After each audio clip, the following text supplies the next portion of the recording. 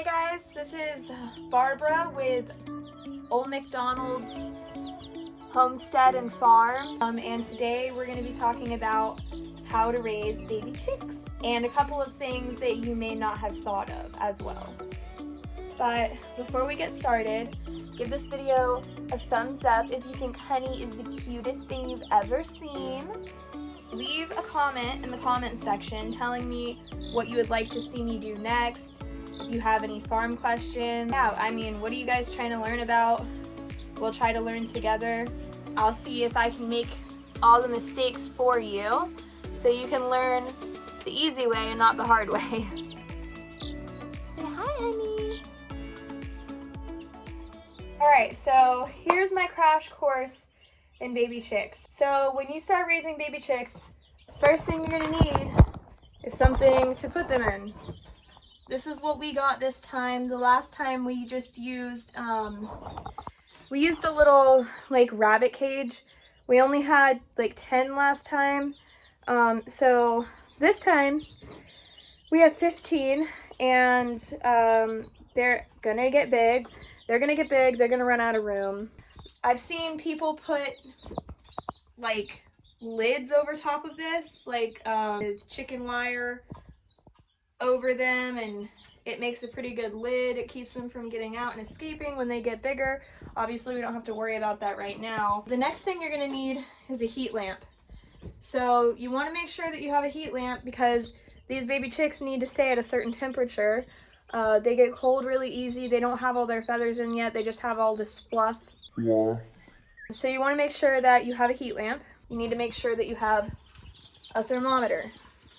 Now, I would recommend getting a digital thermometer, but we broke. So we have this. It tells you the humidity, which you don't necessarily need. You would need the humidity if you were hatching eggs, but that's a different video.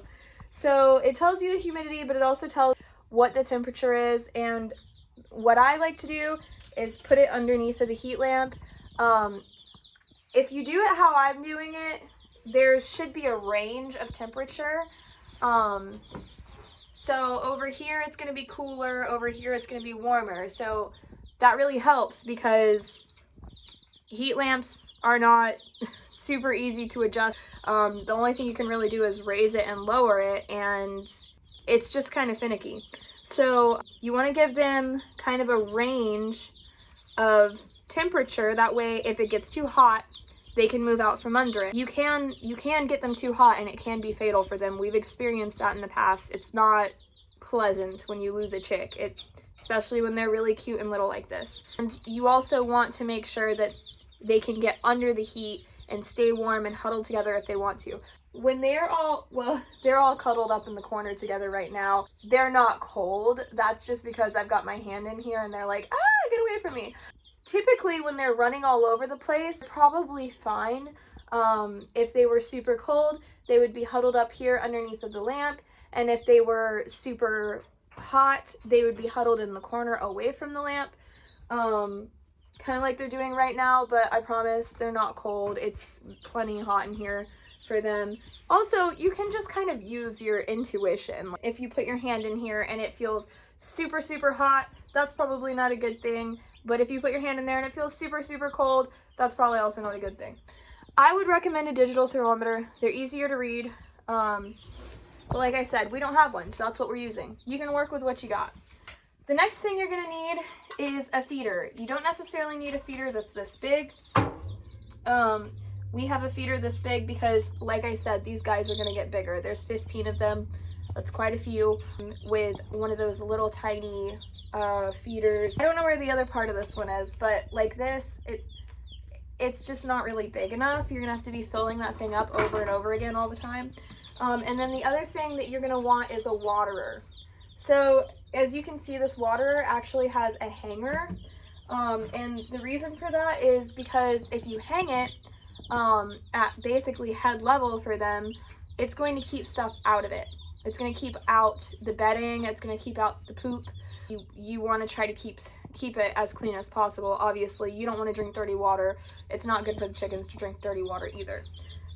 What we've been doing, which obviously is not working that well because you can actually see stuff floating in it, But what we've been doing is we've had it set on this little piece of wood to try to elevate it a little bit.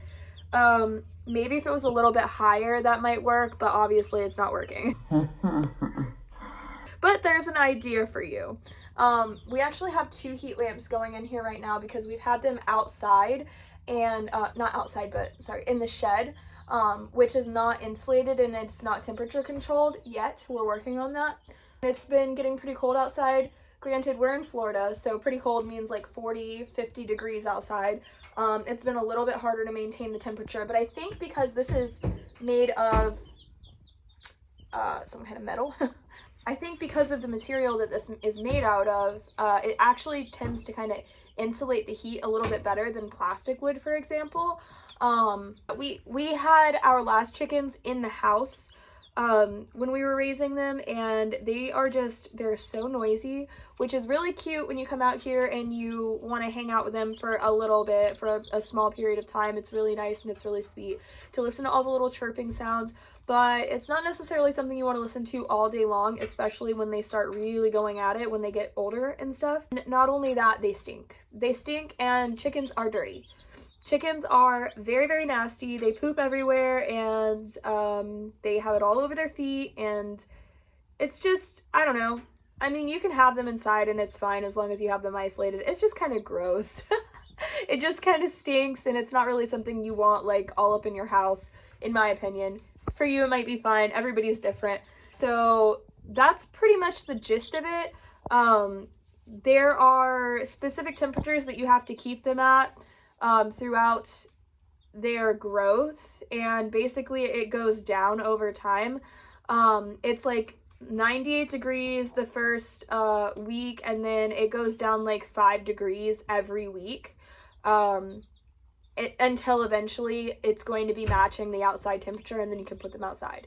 We have plans for integrating these chicks into the outside and then into the big coop because we already have some hens and a rooster, and we'll probably be doing a separate video on that when the time comes. But these guys are only a week old, so less than a week old. So a couple other things I wanted to mention before we go is something that I didn't even know until this time raising chicks. This is my second time raising them. So they can actually get clogged vents.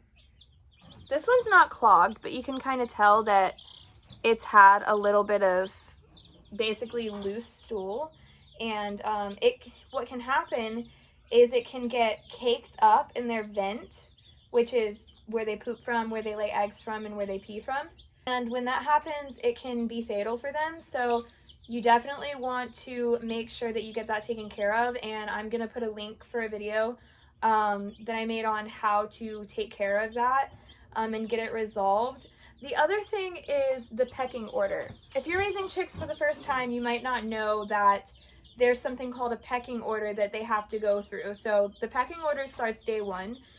If you see the baby chicks kind of going after each other, pecking each other, that's completely normal.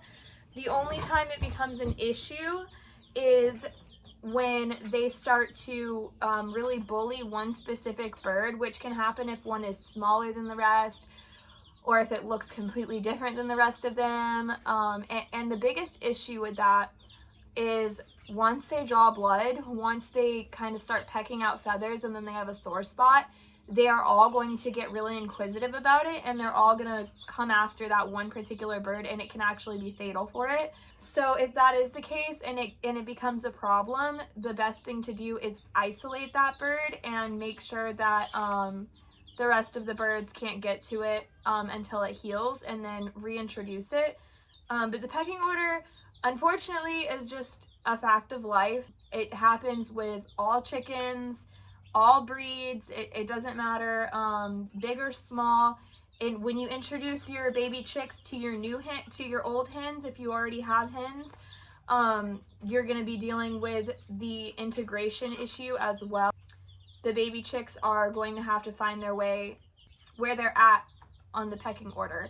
That requires the bigger birds and the more dominant birds to put the less dominant birds in their place, which is which is why you wait until they're about the same size as the big birds to integrate them. But like I said, I'll be posting a video about integrating them here in a few weeks when these guys are ready to go. So thank you guys for watching. I hope that helped. If you have any questions for me or anything that you think I should do a video on, leave it in the comment section. I would really appreciate it.